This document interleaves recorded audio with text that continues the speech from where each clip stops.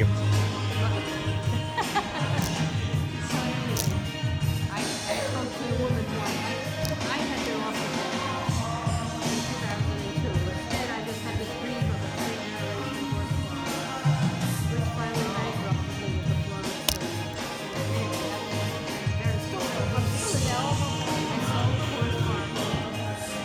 Well, the horses went to the Arizona. They actually, some of them stayed there. My daughter moved south with her horses. So anyway, it all worked out. Oh yeah, yeah.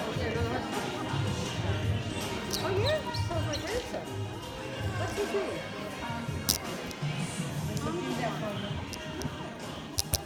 I'll have to ask Tina whether she knows him. She knows all the farriers. Oh boy, God, you know, I said it must be Yeah. Isn't that all ships RPI? That's what he did. Well, not to RPI, but he did a whole career. He didn't like it. Good evening. Good evening. Welcome to A Kind Shot, written and performed by Terry Mateer. Want to thank Ken Goldstein and all the departments that sponsored the show.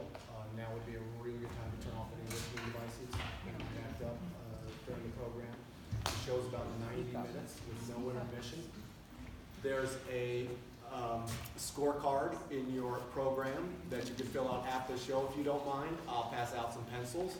And there's also a Q&A and a talk back after the show briefly. And enjoy, it's fantastic to run. Thank you. Thank you.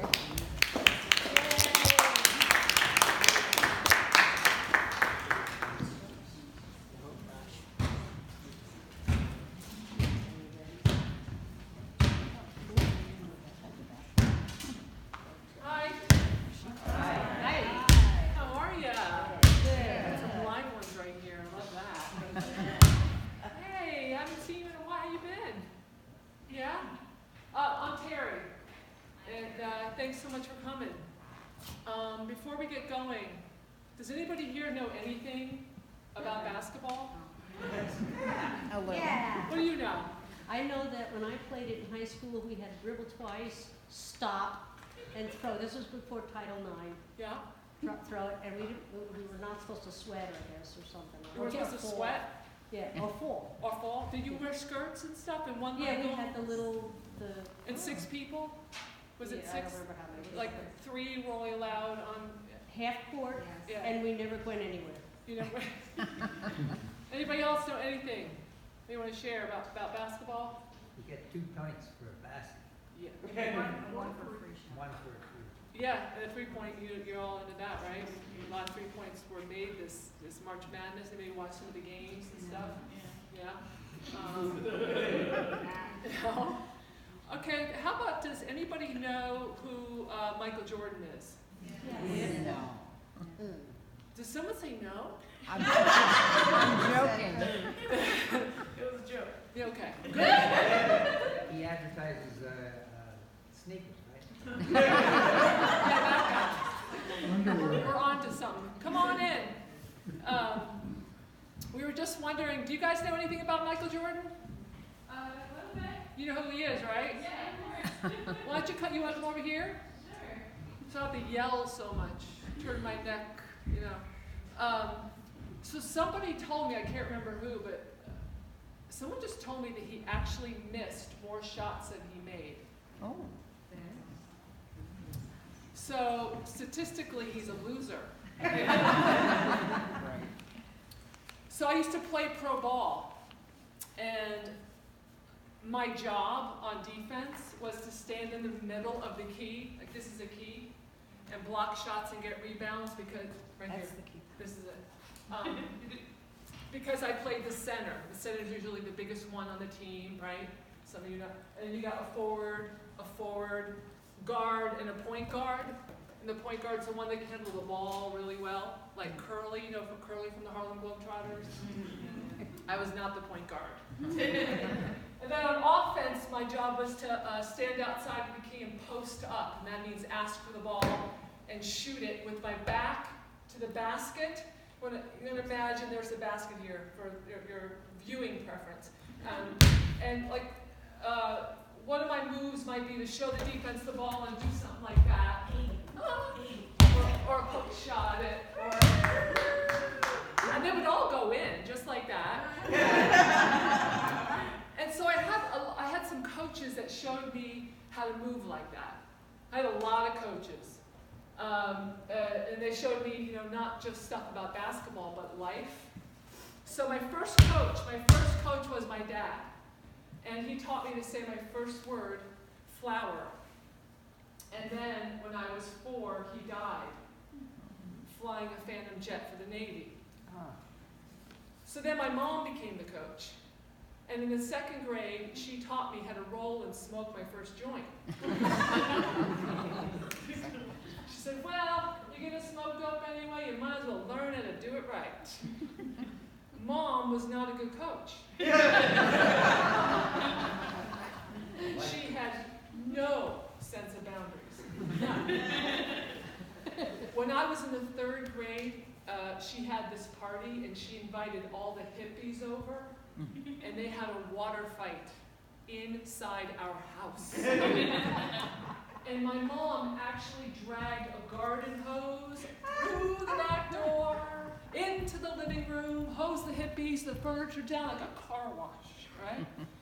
4th grade, I thought she was a lesbian, and I thought that was awesome. I was like, hey, my mom is a lesbian. And it was because we had these 2 boarders, Cindy and Leslie, and they definitely were lesbians, because one time I walked in on them when they were doing it. Cindy and Leslie, not my mom. Anyway, I come home from school, and in the 4th grade, I come home from school, and I notice every single sheet we own is draped on our windows. I mean, it looked like a cheap haunted house. I'm like, what is she doing now, And I open the door, and there's my mom and Cindy and Leslie, and like a couple other women, and they're sitting on these couches, and they had their feet up on the coffee table, and their legs were spread open, and they had those like tiny metal spreaders inside their vaginas. And they were looking into each other with flashlights. 5th grade. I come home and I find her crying in the kitchen. And when I ask her why, she goes, I can't have orgasms with anyone. I used to have them with Daddy, but now I have to fake it. And I knew at that moment I had to get as far away from her as possible. I needed a home, and I was on my own. And then the 6th grade, I was 6'1". Wow. I was as tall as I am right now. Hi, I'm 12. And my mom rents out a room in our house to this guy named Ike. Ike was a great coach. Ike was black, and he had this huge afro. I loved his afro. I would put things in it and play with it, like dolls and figurine pennies, And he told me that he could teach me to shoot like Oscar Robertson and play defense like Wilt Chamberlain and make a free throw without jumping like Larry Bird. And I was like, well, do girls play basketball? And he goes, yeah. And then he goes, you got some wimpy wrists.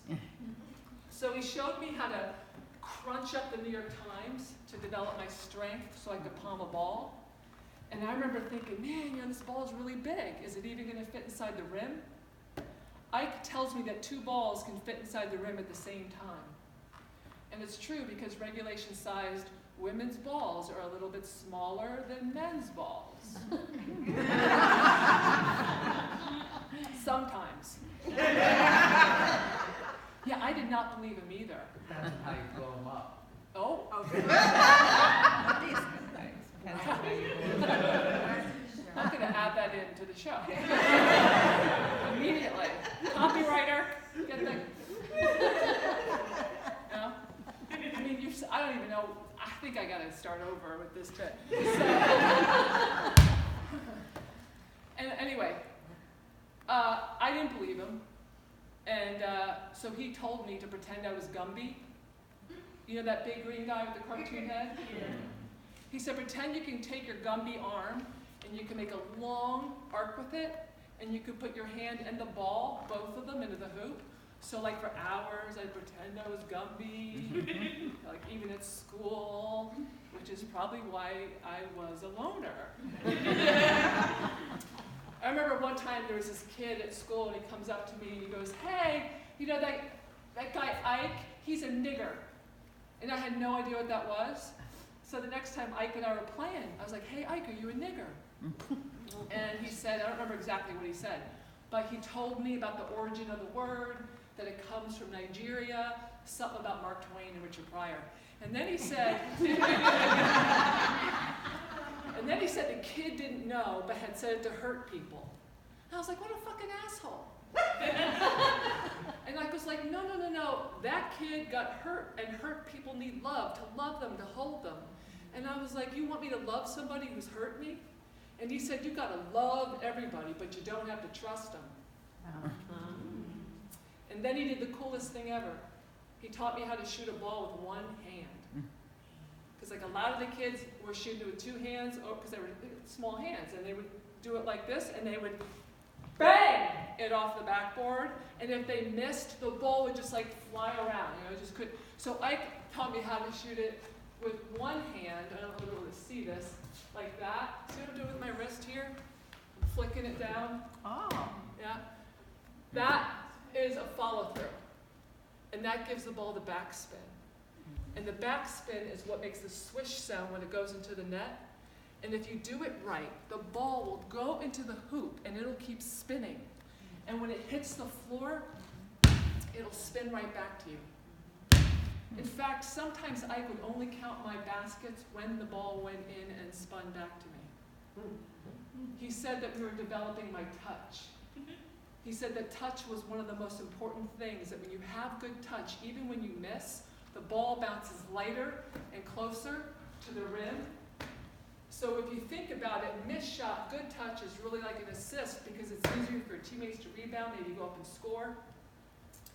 And then one day we were working on my touch. It was one of those outdoor courts. It was a really sunny day, and I couldn't see. And I was like, because there was this glare on the backboard, and I was like, hey, Ike, I can't see. What do I do? And he goes, you gotta feel it. I was like, what? He goes, all you gotta do is look, take it in, and feel it. So I start looking, and I started to take everything in. I did start to feel something. And then I look up at the back of the rim, and I see this like tiny paint chip, like half the size of my pinky nail, right? So I focus on it.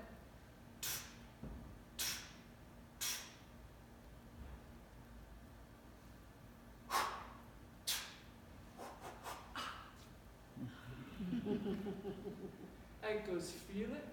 I'm like, yeah. That was my favorite shot. It's a kind shot, doesn't bang on anything. You get the swish, you do it right, it comes back to you. I love this shot. And then one day I got hurt. I had broken my right thumb skiing. I grew up in Vermont, and I was in a cast. It was from here to here. I was miserable. I was like, Ike, I ruined my career. I can't play ball anymore. He goes, hey, that's okay. Just play ball with your left hand. I didn't know I had a left hand. He told me to eat and write and to open doors with it. He said, when you work on your weak side for 1 minute, it's like working on the strong side for 10 minutes. So I work on my weak side. He takes me to my first pickup game ever. Only guys, I make a finger roll layup, and I was like, holy moly, how'd you do that? Osmosis? I was like, what? Osmosis. I'm like, what is that? He goes, it's when you learn to do something by seeing somebody else do it. And then he disappeared. But now I was a basketball player. And that was really weird because I always thought I was going to be an architect. You guys know that book by Dr. Seuss? Maybe you should fly a jet, maybe you should be a vet. Okay, it was this book. It was for kids. It was like, what do you want to be when you grow up, And it had lists of occupations, and right next to each occupation was like a little circle that you could scribble in, like an SAT score circle. Well, when I was little, I filled in none. Not nothing, but like a none, right?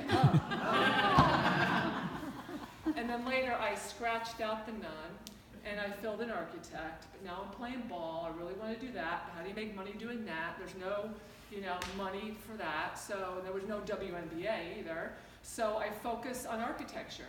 I take art, drafting, I get straight A's. I even call this architect to get advice. And she goes, you need to learn how to see.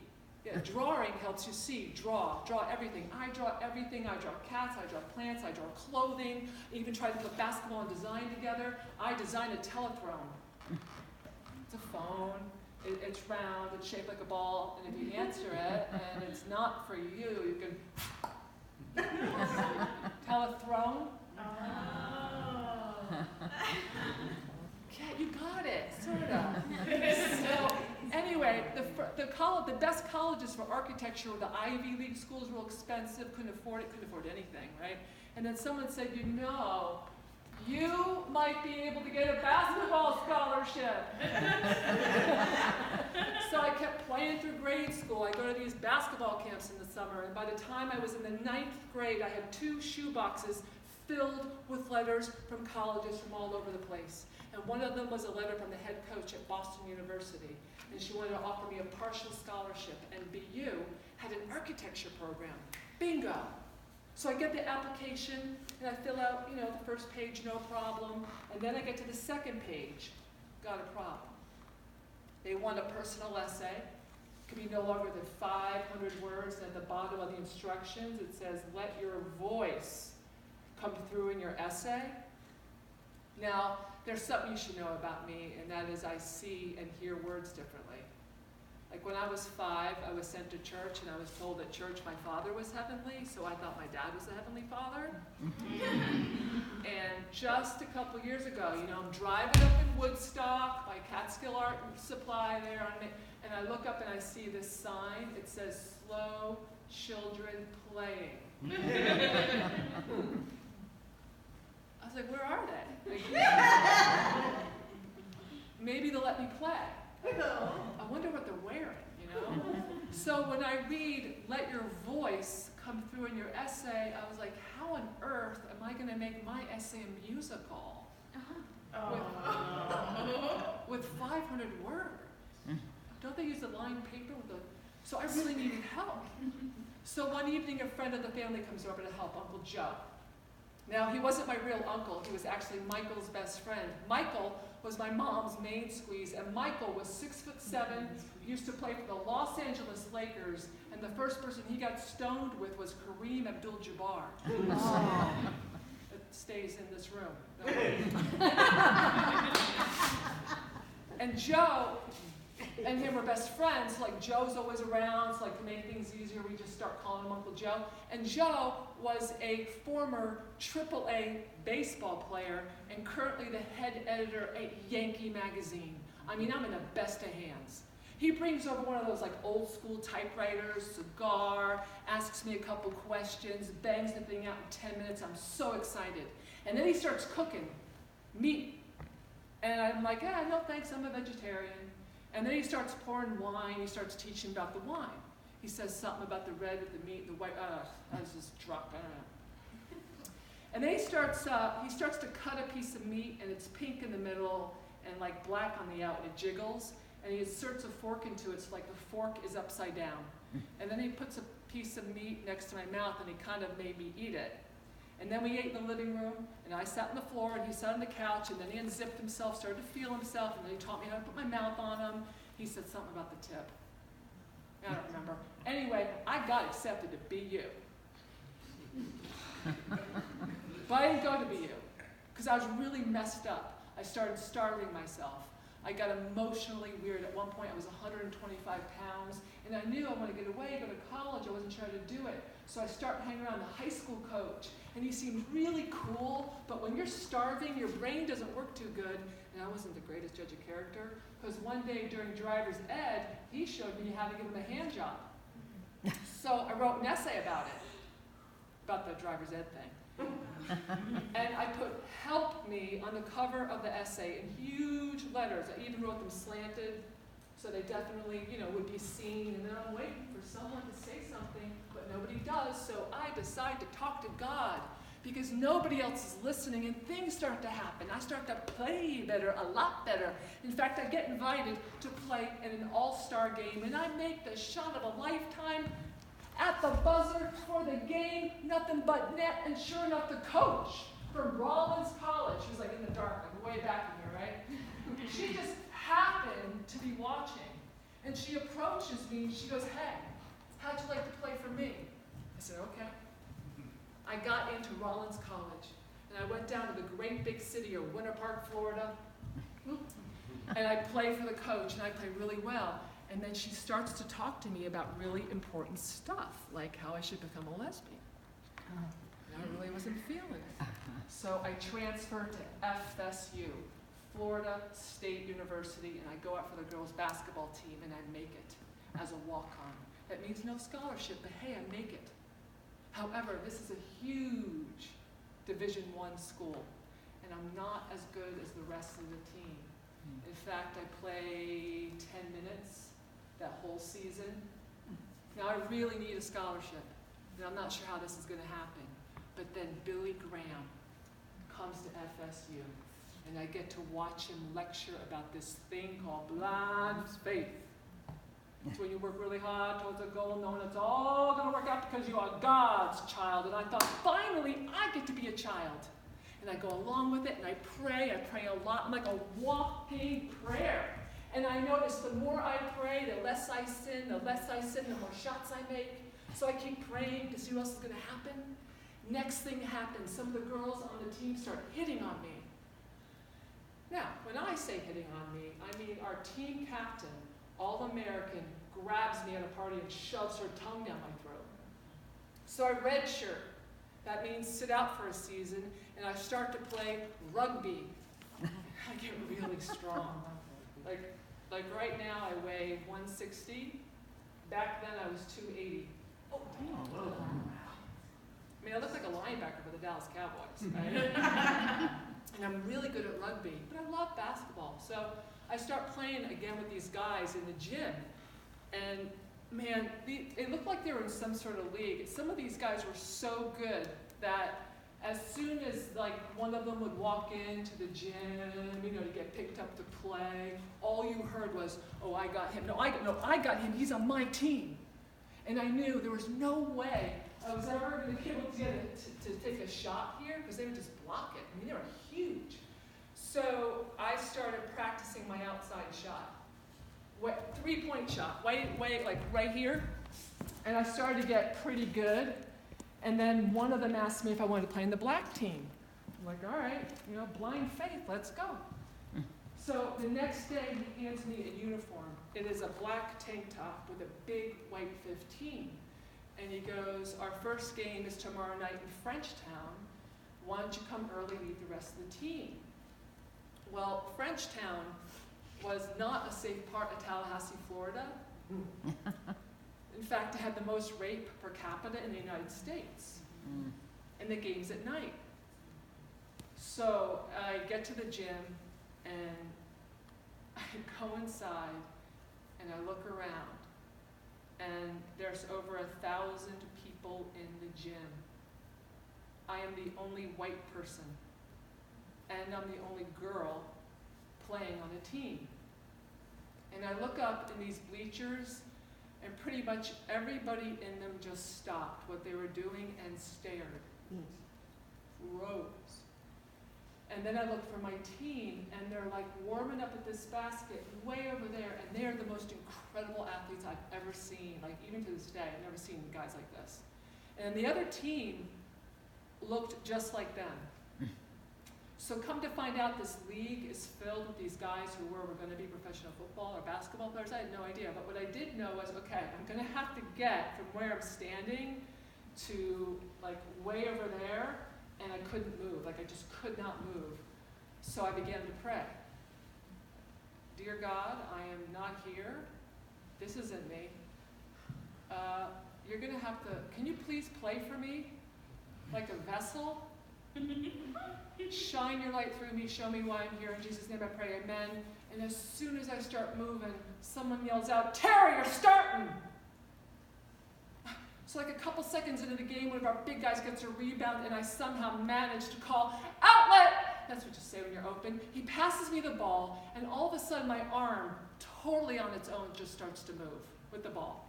One of our guys starts hauling ass towards our basket, and I do this underhanded, full court, Hail Mary, and the ball flies out of my hand, right speed, right trajectory, just ahead. He never has to break stride into his hands. He slam dunks it. Then I get open 10 feet from the basket, get the ball, put it up, and it goes in. Barely, but it went in. Then I get open again, this time to the three-point line, baseline, just, I don't know, maybe here, right? And I get the ball, and I put that rock up like there is no tomorrow, right? And nothing but net, and the gym loses their minds. They start hip hop and Snoop Dogging and moonwalking and all this stuff. And I'm like, oh my God. And the coach, he sees this, and he looks at me and he goes, takes me out. Oh. Thank God. Because he knows I'm about to get pounded on by the other team. They're going to double team me, triple team me. I'm going to get hurt. Yeah, great coach, right? Great coach. Great guys. So the next day when I walked into the gym to get picked up, you know what you heard? Oh, I got her. Oh, she's on my team. Right? So I kept playing with these guys every day for hours. Maybe we'd have to like flicker the lights off and on to get us out of the gym. Come on. And then FSU gets a new girls basketball coach, Mary Nell Metters, and she starts watching me play with these guys from this window way up on the second floor of the gym. We called it the recruiting window. And one day she waves. And like, oh, wave, you know. A couple minutes later, a woman comes up to me. She goes, hey, Mary Nell, I'd like to talk to you. Do you have a sec? I'm like, okay. And I go into Mary Nell's office, and Mary Nell walks in. She goes, hey, how'd you like to play for me? I'm like, okay. She eventually put me on a full scholarship. I graduated, and after school was out, she gave me 3 professional teams to contact in Europe: Ireland, Luxembourg, France. So I become a center forward for Clément Statois. We were sponsored by Michelin, so our logo was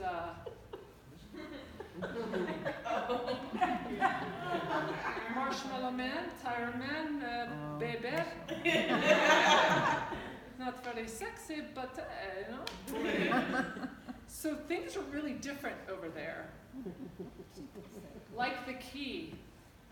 See, our key is this shaped like a rectangle. Their key is shaped like a trapezoid. Yeah. So I hear some of you know what's happening in Europe. So what that meant was I had to learn to move totally differently on defense, right? And then take shots from different angles, like in 2 weeks, because we had our first game. And then the other thing that was different was a lot of the girls wore makeup, like while they were playing. Wow. We got our butts kicked from this Paris team who looked like they had just come from a runway from Vogue. It's like Cindy Crawford in your face, like so humiliating. It was just humiliating. I just could not. Anyway, and then the other thing that was different was the training regimen. So my training regimen was warm up on a stationary bike for 45 minutes, ice ankles, tape them up, stretch, practice for 3 to 4 hours, make 10 free throws in a row before leaving the gym. Lift weights, cool down, stretch, eat, read a pivot, go to bed. The French regimen was practice every Tuesdays and Thursdays. Wow. Hour and a half. Wow. Games on weekends. And you can smoke and drink whenever you want. Even at halftime. And they did. So, hey, anyway, I'm getting paid to play ball in France. Man, things are awesome. Like I'm at the top of my career, literally, because we're training in a facility at the top of this mountain, and it's called the Puy de Dôme. It is 5,000 feet above the sea. So I get like really lightheaded and dehydrated. And then to top it all off, we celebrate the opening of our season with this like 12-course meal. And there's nothing for me to eat but, bread and salad. So I start drinking Vindaloo, watered down wine. It's got much less water than wine. I'm downing this stuff, right? And I'm sitting next to the coach because he can kind of speak English. And he goes to me, hey, since your apartment is not ready, why don't you crash at my place? So I do. And we get into bed. And then in the middle of the night, I get up to use the John. And I see photographs of him with a woman and 3 children. And right next to the photographs are beauty creams. He's married. I had no idea. Then I walked out of the bathroom, down the hallway into his office, and on his desk, I see a photograph of me that was taken for recruiting purposes. And on my photograph is one of those like orange sticky tabs, and it says, Elle est très sexy, n'est-ce pas? She's really sexy, right? So this totally takes me out of my game. I tell him, leave me alone. He won't. I go early to practice. He's there. He's like, come on, it's the culture. I mean, I'm so rattled, I miss an open right-handed layup, like one of these, right? And I mean, I'm not only open, I'm the only one under the basket. The rest of the team is on the other end of the court, and my point guard now, she's like 5'0". She goes, c'est impossible! And she's right, it's impossible. So I quit the team, and then to make something right in my life, I volunteered to help this coach, Sabine, with her 6th grade girls basketball team. And I teach them how to play defense, défense, and shoot free throws, libre shot, stuff like that. And then one day Sabine calls, she goes, Teddy, the girls are in a very important game, stop by. I stop by, they're getting killed by this much bigger team. And at halftime, they're down by 21 points. And Sabine goes, Teddy, can you step in and say something? Like, I've never coached a game, I don't want to step on, her toes. So, first I'm really polite, but I could tell by looking at the girls, that ain't gonna work. Yeah. So I step into the hall, I go, look, my God, huh? If you really want to win this game, you're going to have to play some defense, huh? Get a hand in the pass lane, call for help if you need it, use your voice, use your butt, keep going, have heart, play defense, and make your free throws. Jouer la défense. Yeah, and then they laughed and ran onto the court and won the game. In overtime, with a libre shot, got to travel all over Europe. Sabine goes, Teddy's girls have never ever been out of their backyards. Their dreams are, wow, mine were. I had just spent years training to become a professional basketball player, and now I had no job, no money, no confidence, I was nothing. So I moved to New York City. And I rented a really cheap apartment, and I prayed. And then I put on a pair of sneakers, and I walked to West 4th Street, and I started watching this game at the Cage. You guys know about the Cage? Yeah. You with me? Cage? Really intense outdoor courts in the village of New York City, right at the West 4th Street subway stop. And a lot of famous players have played there. So sometimes when you go to the Cage, it is just surrounded by people watching, So I'm there. It's like 10 people deep. I'm there for maybe 2 minutes, and I hear this voice. Hey, you want to play a little one-on-one? It's Ike. Where you been? Where's your afro? I love it. So we just start talking like, no time had passed at all. And he looks at me, and he looks at the court, and he goes, let's put a team together, and we do. And we go up against the winners who had like 4 studs, like really good looking guys, okay? And this one older, nerdy looking guy.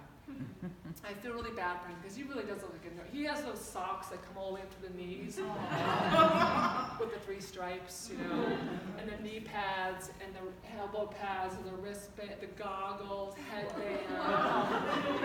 But even though he looks like this, he can play like way better than everybody else.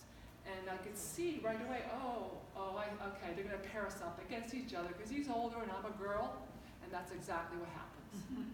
So the game starts, he leaves me open. I'm like, dude, do you have any idea?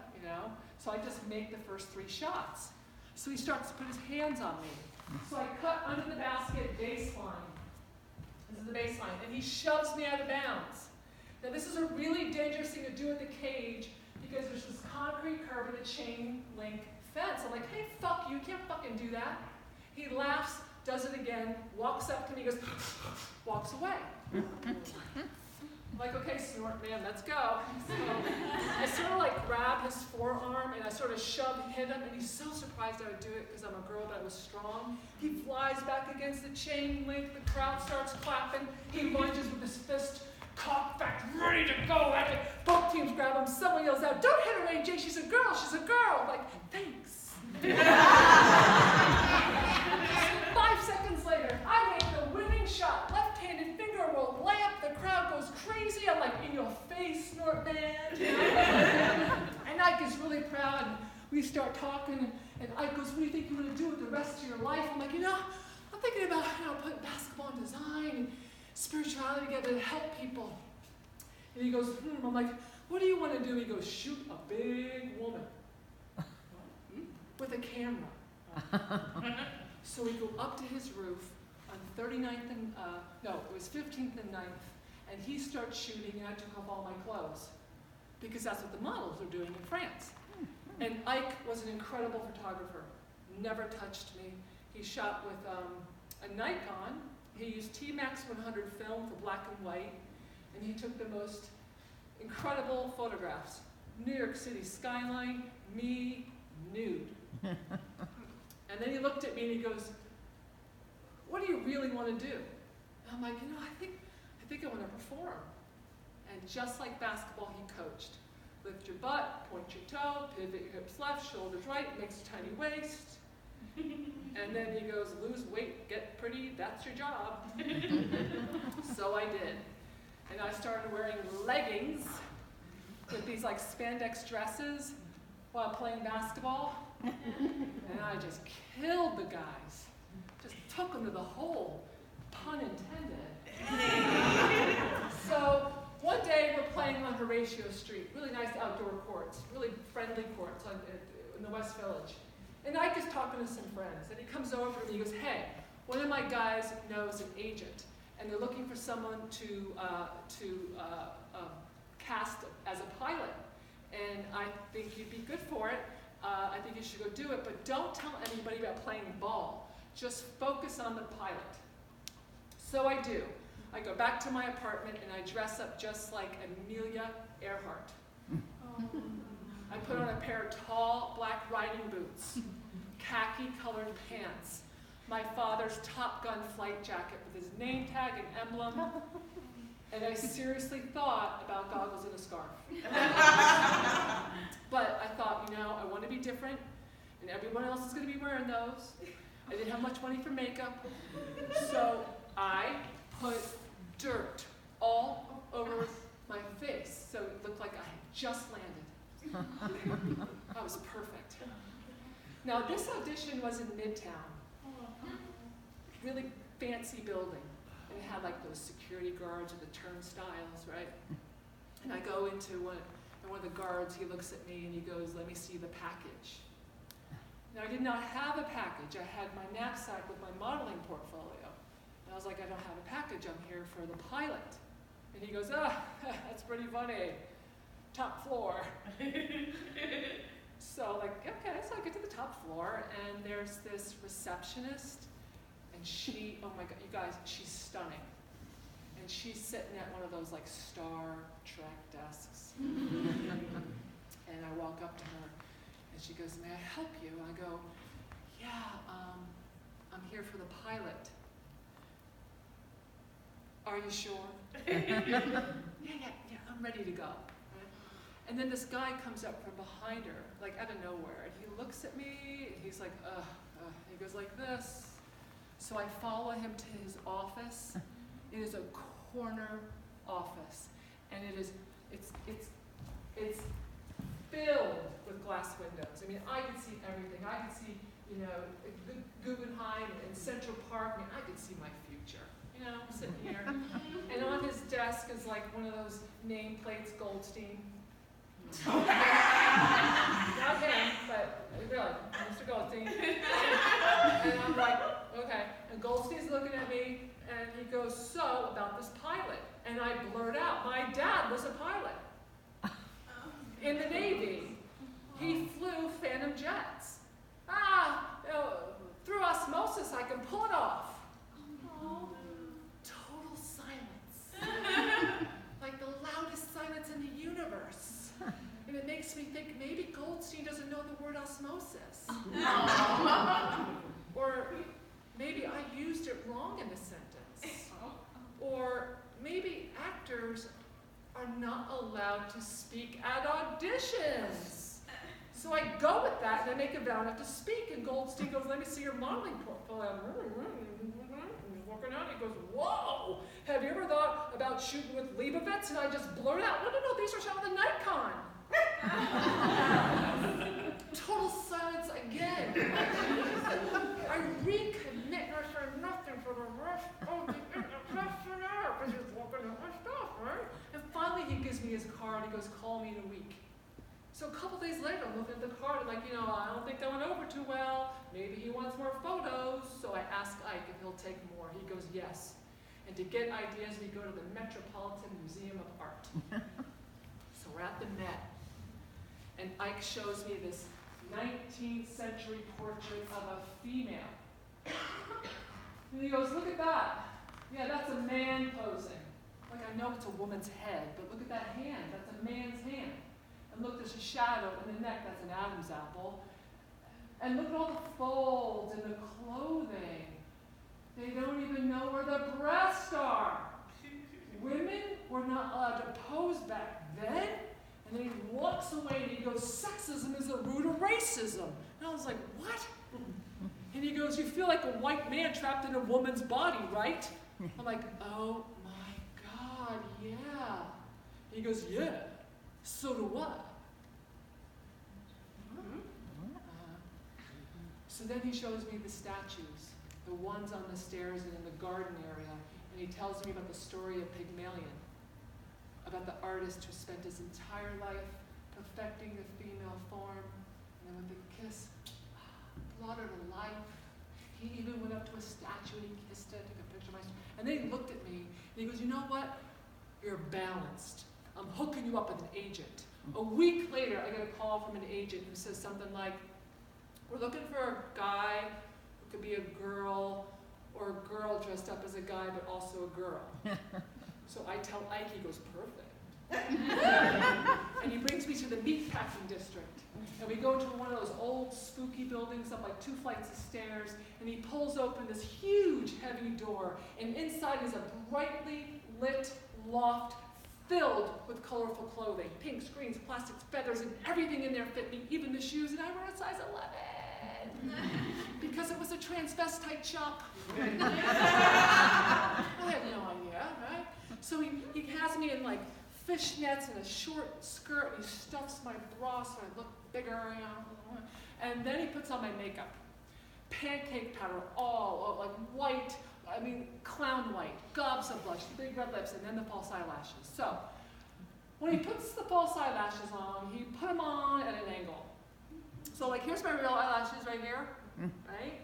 Then all that space, then the false eyelashes. Right here. And I was like, Ike, isn't this weird? And Ike's like, wait a minute. And he comes back with black eyeliner and he fills in the space. He goes, eyeliner makes your eyes pop. And my eyes are popping because I have 2 inches of black above each eye. I look like Dracula. And this audition is on the Upper East Side. And I don't want anybody to think I'm weird, right? So I put on an overcoat and a cap and a pair of sneakers, and I hide a pair of stilettos in my knapsack, and take the cab, and I get out of the cab, and over there. And as soon as I get out of the cab, I see this guy in front of the brownstone where the audition is, and he takes one look at me, and he goes, it's in room 3. Great. And I go downstairs into room 3, where there were all these actors, and one by one they're getting up doing their monologues, and oh my God, you guys, they're so good.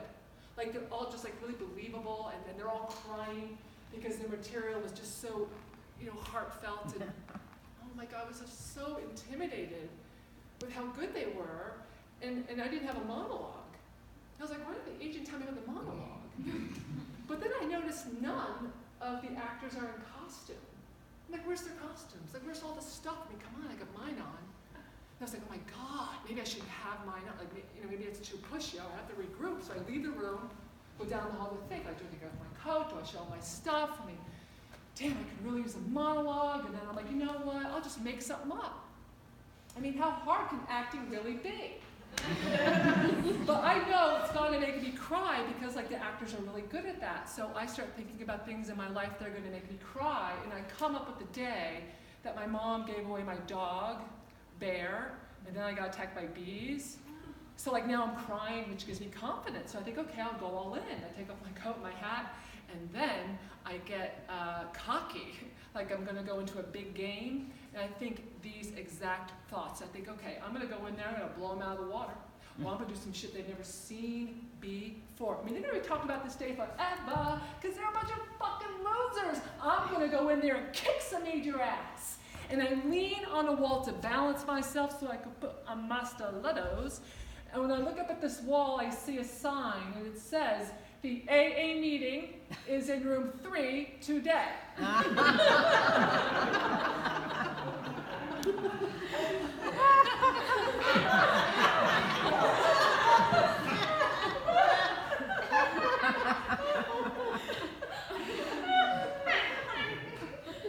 So now I'm laughing and crying. Makeup is pouring down my, so I rub my eyes. So now all 50 of my eyelashes like, totally, and I can't control my emotions. I don't want to offend the AA people, right? So I rode up the stairs onto the sidewalk, and I immediately sit on a stoop. Because I figure like a 3-foot Dracula drag isn't as bad as a 10-foot one on the Upper East Side. And I'm really confused because like I know I'm in the right place, you know. So I look up at the brownstone and I see this bay window with pictures. Like, oh my God, it looks like a studio, maybe that's it. So I go up the stairs onto the landing, I look inside the bay window and I see Polaroids of gay men. Great! This is it, I found it. But wait a minute, all the pictures are of men. Like just normal gay guys. I mean, I'm a chick. But my name is Terry. So I decide I'm going to go in there and pretend I'm a guy. Take all my stuff, you know, go inside, and there's this gay guy, and he's sitting on the couch, and I just go, ugh. And then there's this casting director. She goes, headshot resume, and I give it, and before she can say anything, I go, hey, I can give you a guy as a girl as a guy angle pose. She goes, what's that? I go, well, if I pose with angles, it's more feminine. If I go straight on, it's more masculine. She goes, oh, okay. So I climb on the couch with the gay guy is, and I pretend I'm a cat, and I start posing, and she starts shooting, and then we finish, and then she thanks me, like really thanks me. And as I'm leaving, the gay guy asks me for the name of my surgeon. So as soon as I get home, the telephone rings, and it's the agent who got me the audition. He goes, hey, how'd it go? I'm like, he goes, look, you did not get the gig, but that casting director loves you. I suggest you keep shooting. I tell Ike, we keep shooting. He dresses me up like a pinup girl.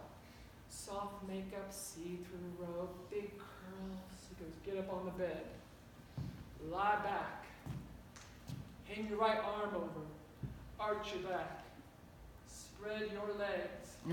With your left hand, touch yourself. What? Touch yourself. He shot the most beautiful photographs. He used a Polaroid, so they looked really arty. And he said, guys are gonna love looking at you. Even though you're not perfect, they like that. When it's too clean, it's a put on, it's a fake. He said, you're gonna make a lot of money performing, change the world. And then he takes me to a strip club, Times Square, middle of the day. I'm like, all right, I'll put a basketball routine together, change the stripping industry. And we get there and it is dark, like really dark. You know, it takes a minute for my eyes to adjust. And when they do, I see this woman, she's white, she's totally naked, and she's lying up on this black stage on her back. Her legs are wide open, facing out. And all these seats are these faces, and they're just staring into her. Like she's a thing. And look up at Ike. He goes, hey, I'm a black man, you're a white woman, at least you can strip, you'll be okay. So then I disappeared. I got on a bus to Chicago. And by the time I got there, I had like $500 in my pocket. So I rented a room at one of those YMCAs, got to play ball, used their computers, got my resume out, even took like some free acting classes, and then I got a break based just off my resume. I get a freelance gig at an architectural interior design firm, and my assignment is to design a headboard themed like a backboard for Michael Jordan. So it's my first day, and I'm drafting in a bullpen. You know, bullpen's like a wide open area where all the creatives can work really closely together. And this one is surrounded by all the executive offices. So basically, I'm in a room filled with paranoid artists. And they're all wearing jeans and t-shirts, which I guess is normal, but you know, it's my first day. I want to make a nice impression. I've got a little heel, matching jacket, skirt, my hair is up in a bun, I got no makeup. I sort of look like a 10-foot Barbara Walters. I go to make a copy of my design in this little copy area, right? And as I come back to go, I see this guy come out of the corner executive office, and above the door it says CEO. And it was sort of by the way he walked and then like stood, he kind of reminded me of that guy AJ. You know, the guy I shoved in New York City in the cage. But I'm like, no way, this is Chicago, that was in New York, that can't be him. And it's him. And I know I have to hide. But there's nowhere to hide. So I just start like talking to people like, hey, can we go out for coffee? Like now? That's my quarter. Oh, nice pair of shoes. I know, it's so dusty. It's really dusty now. This is my money. And it's like finally I get back to my desk, you know, I can feel him. He comes over, I look up, he is right there. And he goes, yeah, definitely AJ. So I know it ain't gonna work out, so I pack up my stuff, get ready to leave. A couple minutes go by, another guy comes over to me, and he goes, hi. My name is John Marks. I'm the senior design principal here at AJ Chicago. I'd like to ask you a question. Are you the person who hit AJ in New York City in a cage? Yeah. May I shake your hand? And then AJ comes over and he extends his hand. And I shook it really hard because I needed the work. And AJ was awesome. I still love this guy. We started to play ball on the weekends, and we'd laugh about it on Monday mornings, and he started treating me like one of the guys, you know, like his son. And we had this thing that whenever we won an account, I'd make a copy, a piece of the presentation, he would sign it, and I'd put it on my desk like a keepsake, and he always had work. And for me, as a freelancer, I was so grateful. He had me design a fountain of 3 women in the raw for this gynecologist in Miami Beach. A gateway that was shaped like legs that spread upon entry. A formal dining table with 8 chairs themed after Clockwork Orange. So after 3.5 years of freelancing for AJ Chicago, I started to lactate, so I went to a doctor, he looked me over, and he goes, do you have health insurance? I'm like, ha, what are you crazy? Of course not, I'm a freelancer. He goes, look, this is serious. This is most likely a pituitary brain tumor. You need an MRI monthly. But I wouldn't get one until you have health insurance because they're expensive, and if you get one and it shows you have cancer, you're not going to be able to get a health plan because you'll have a pre-existing condition. Fuck, now what do?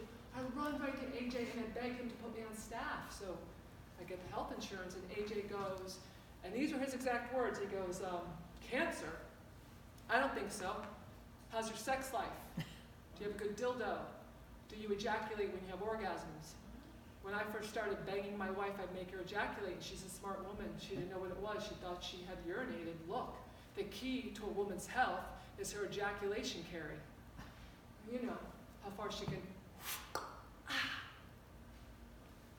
said, wow, that sounds amazing. But what about the health insurance? And AJ said, yeah, we'll talk about this later. 6 months later, we are in a meeting with the CMO of a very risque lingerie company, and she wanted all of her offices gutted and redesigned, inspired by like some famous photographs of big women in high heels. So she leaves, and I immediately go to AJ, I got it. Look, we're gonna make her a desk with legs shaped like human legs wearing stilettos.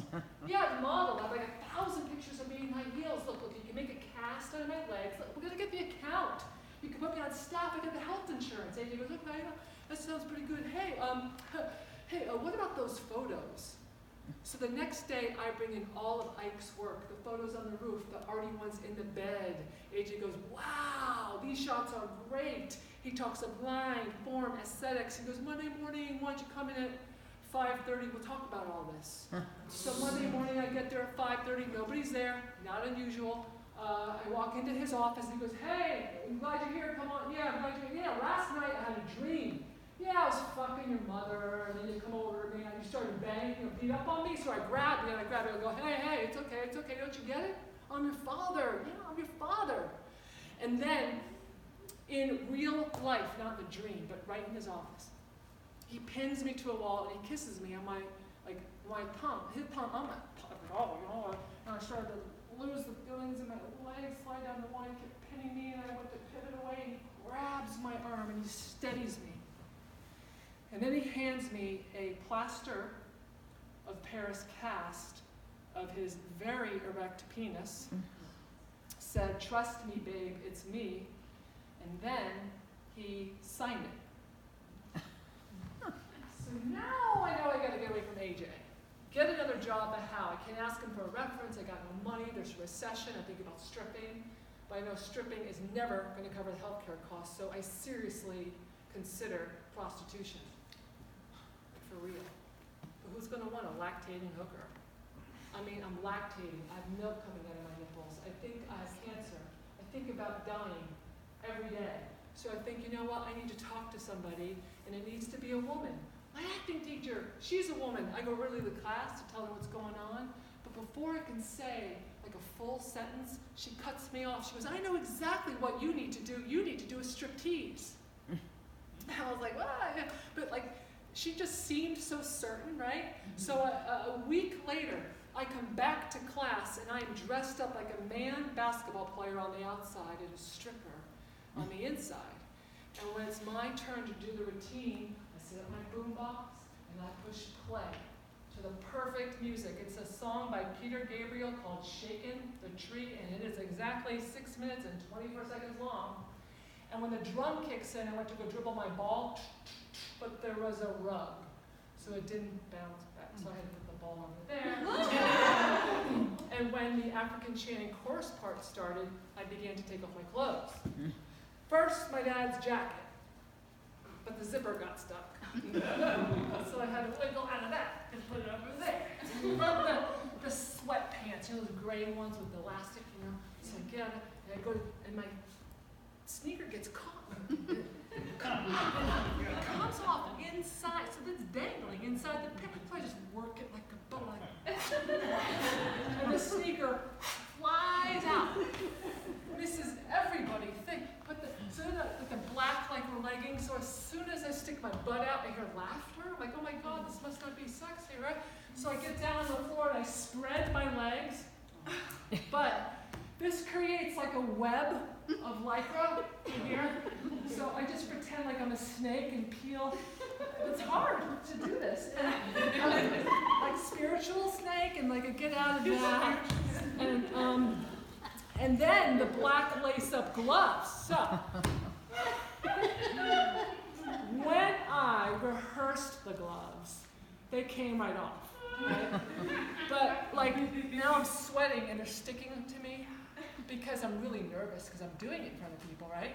And I realize, oh my God, I'm gonna have to like untie them and pull them through each hole, like one at a, so I do that one really slowly and sustain because someone said that was sexy. But then I hear the African chanting chorus. Now this African chanting chorus is at the top of the song, in the middle, and at the end of the song. I think, oh my God, I'm hearing the end of the song. So I just try to get it. And then I like, get back into the music and connected. But then I hear the verse that goes, you had to be so strong, you did nothing wrong at all.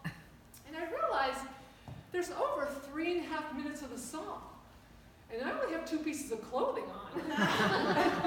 Fishnets and a black plastic lace-up bodice. Plastic because I'm lactic. And I freak out and the teacher goes, breathe. And I breathe. And then I start to dance like a stripper. And it's ridiculous.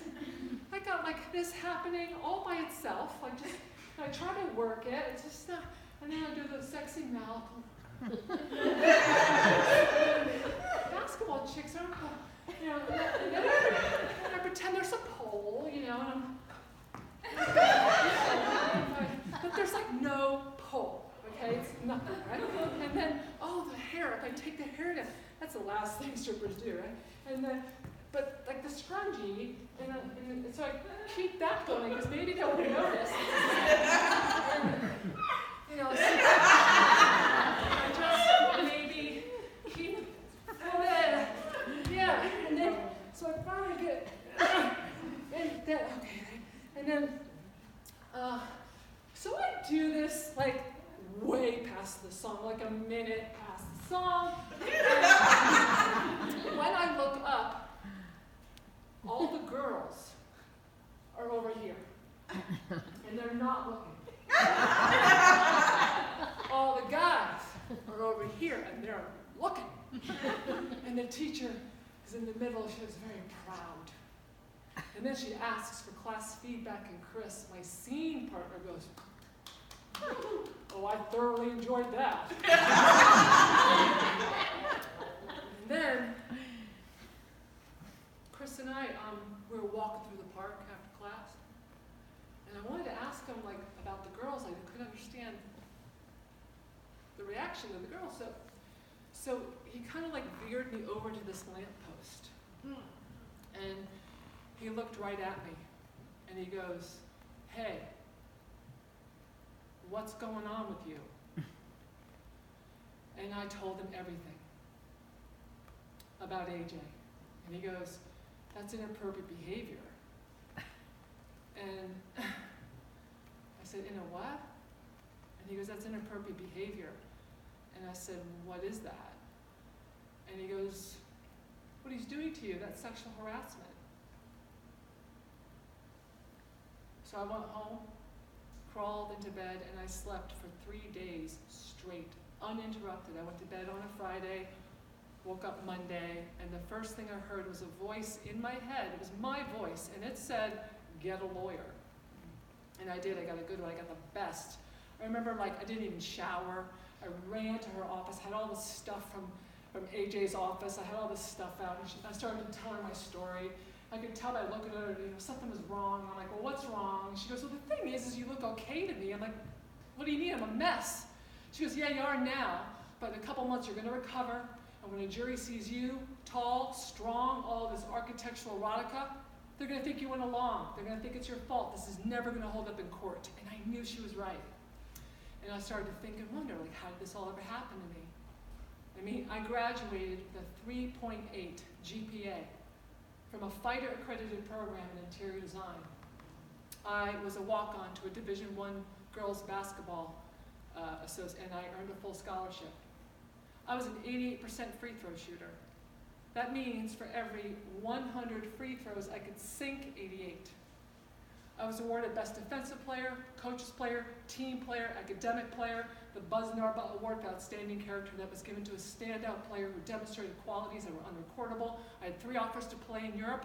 I played pickup with Danny Manning, Deion Sanders. I could bench press 275, I could squat 375, and I think because of my size In athleticism, I was never a rape victim, but I sure was a victim to a good mind fuck. And I said out loud to the lawyer, I am so stupid. And she goes, do you have any evidence? I said, what about this?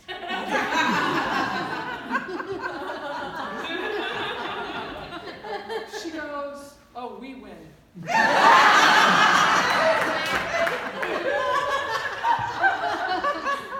Yeah, you're not stupid. AJ's stupid. He signed it.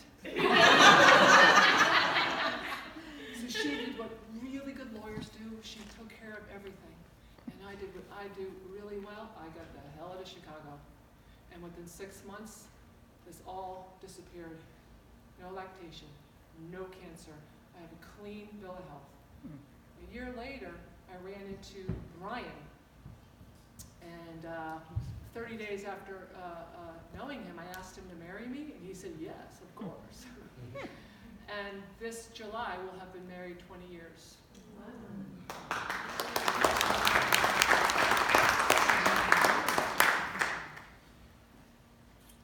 often look back at that time of my life, and I think, if life were a basketball game,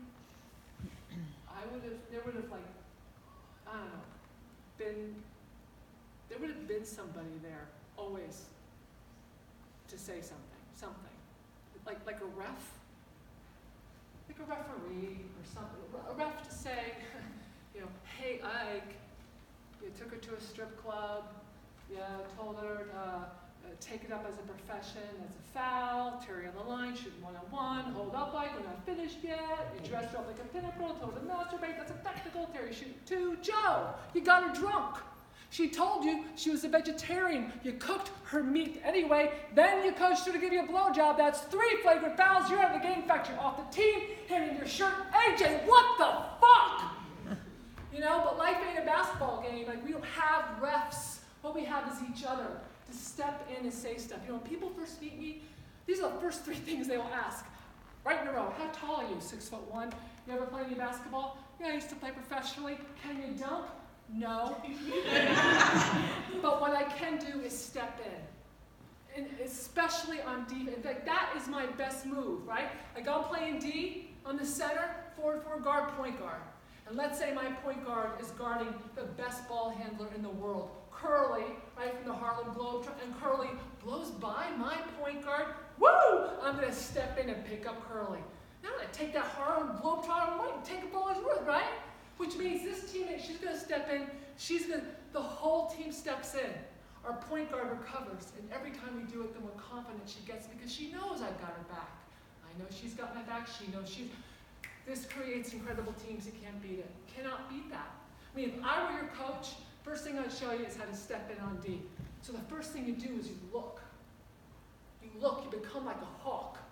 You become so aware of what is going around you, what's going on in the court, in life, and if you see or you sense somebody is getting into trouble, best friend, teammate, anybody, this is what you're going to do. You're going to step in, and you're like, hey! And then back out. A little. That will startle the opponent. They will pick up their dribble, and then they're going to look to pass. And it gives you and your team time to recover so you can get back into the game. That's it. And when you do it, you kind of do it by opening up your heart.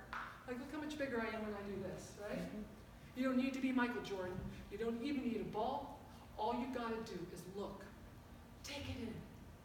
Feel it.